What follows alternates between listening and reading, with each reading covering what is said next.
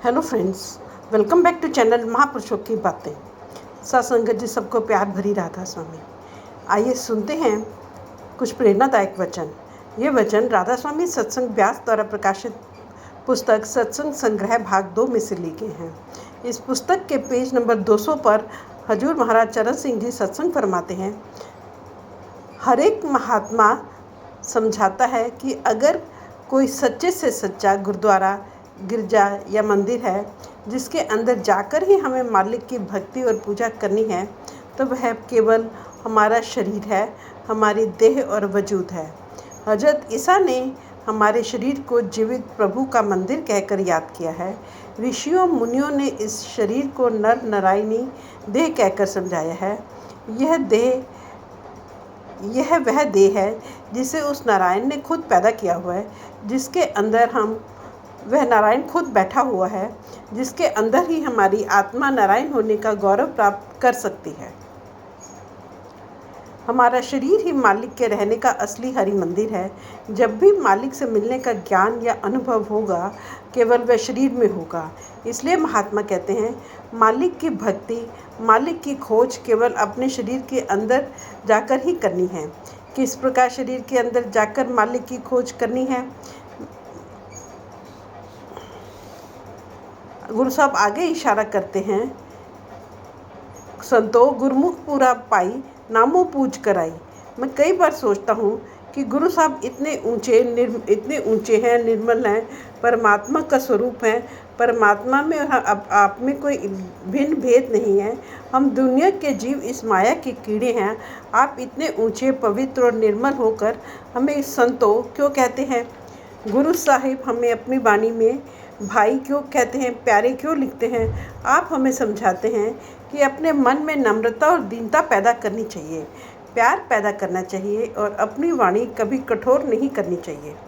आप देखें कि सब मनुष्य एक परमात्मा के बनाए हुए हैं और सबके अंदर वह एक परमात्मा बैठा हुआ है, इसलिए वे सब एक जैसे हैं। फिर भी हम एक दूसरे को नफ़रत की दृष्टि से, घृणा की दृष्टि से देखते हैं, नफ़रत से बुलाते हैं।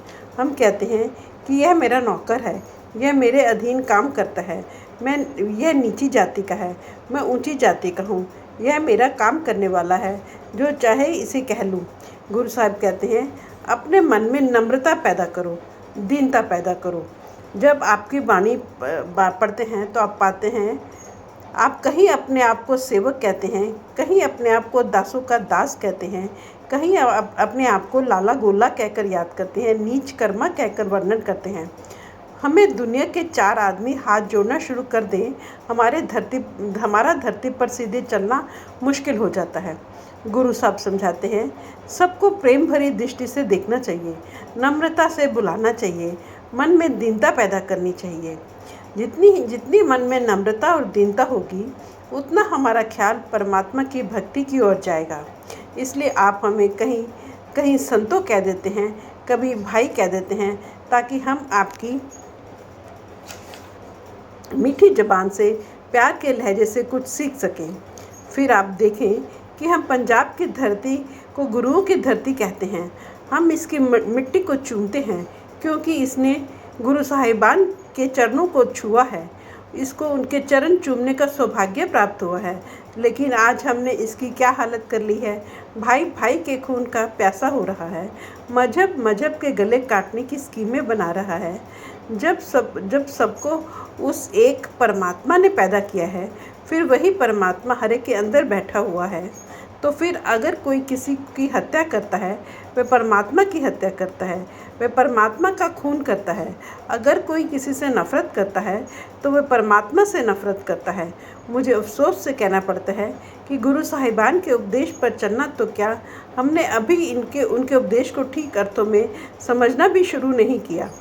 हमें उनके उपदेश को ठीक अर्थों में समझना चाहिए, उसे ऊंचे और निर्मल उपदेश से पूरा फ़ायदा उठाना चाहिए। आप समझाते हैं कि हम सब दुनिया के जीव अपनी अपनी बुद्धि के अनुसार हजारों युक्तियों और साधनों द्वारा प्रभु को ढूंढने की कोशिश करते हैं।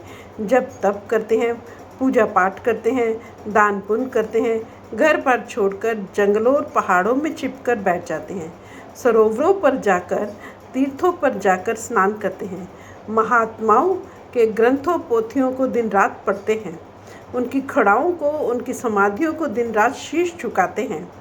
अपनी अपनी बुद्धि के अनुसार हम परमात्मा के से ही मिलने की कोशिश और उपाय करते हैं।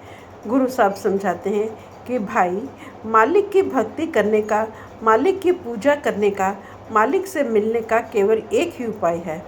वे कौन सा उपाय है? संतो गुरमुख पूरा भाई, नामों पूछ कराई। तुम्हें कोई मालिक का भक्त, मालिक का प्यारा मिल जाए, तुम्हें नाम की कमाई करने का साधन बता दे, तुम उसके कहने के अनुसार नाम की कमाई करो, तो तुम मालिक के भक्ति, मालिक की पूजा कर सकते हो। तब तुम वापस जाकर मालिक से मिलाप कर सकते हो।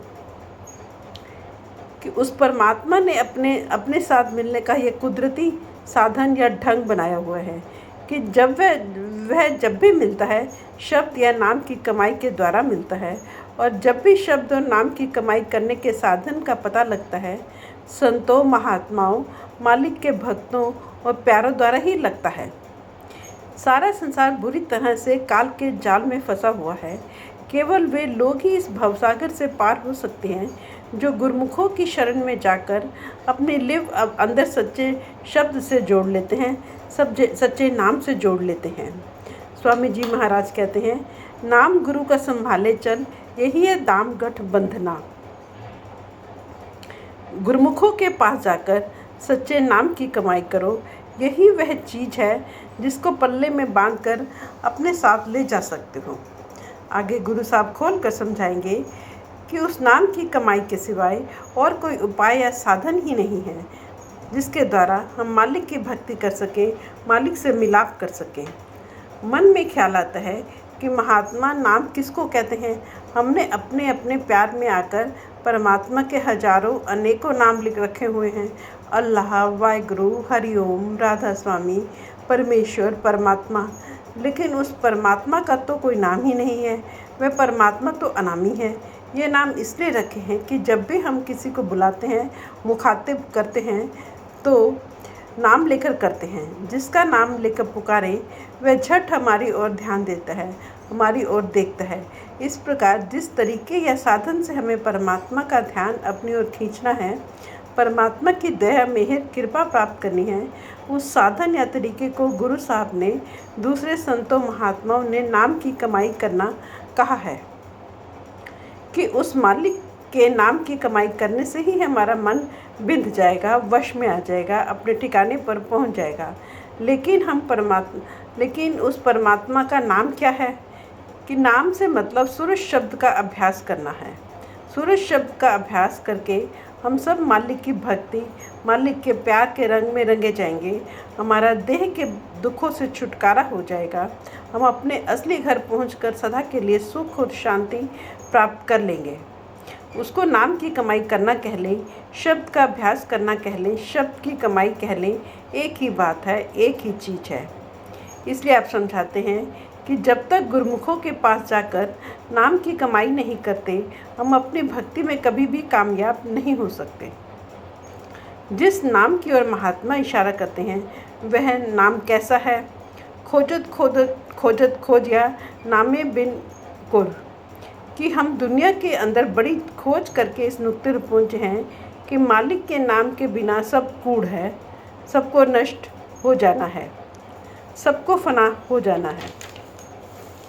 हमें उस नाम की ज़रूरत है जिसे कभी नष्ट नहीं होना। कबीर साहब कहते हैं, यह तन है कागज़ की पुड़िया, बूंद पड़त गल जाओगे। कहत कबीर सुनो भई साधो, एक नाम बिना पछताओगे। जिस प्रकार कागज़ की पुड़िया पर पानी पड़ जाए कागज़ गल जाता है, इसी प्रकार इस शरीर को अग्नि के सपुर्द होकर जल जाना है, मिट्टी के सपुर्द होकर गल जाना है। कबीर साहब समझाते हैं, अगर आप देह में बैठकर नाम की कमाई नहीं करेंगे तो अंत में मौत के समय पछताना पड़ेगा कि यूं ही अपने कीमती समय को फिजूल की बातों में फंसकर गवा दिया। स्वामी जी महाराज लिखते हैं, गुरु कहे खोल कर भाई, लग शब्द अनाहत जाई, बिन शब्द उपाव न दूजा, काय का छूटे ना कूजा। कि शब्द या नाम की कमाई के सिवाय कोई उपाय या साधन नहीं जिससे हम देह के बंधनों को से छुटकारा प्राप्त कर सकें। बाकी जो भी साधन या उपाय हैं उनका फल जरूर मिलता है। क्या फल मिलेगा? सेठ साहूकार राजा महाराजा बन जाएंगे, कौमों मजहबों मुल्कों पर अधिकार कर लेंगे या बैकुंठों स्वर्गों तक चले जाएंगे, लेकिन फिर वापस यहाँ 84 के चक्कर में आना पड़ेगा।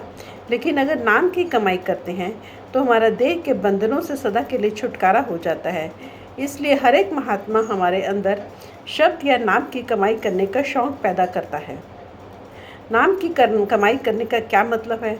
अपने शरीर के अंदर ही उस रास्ते पर चलना जिस पर चलकर हम वापस अपने मंजिले मकसूद पर पहुंच जाते हैं।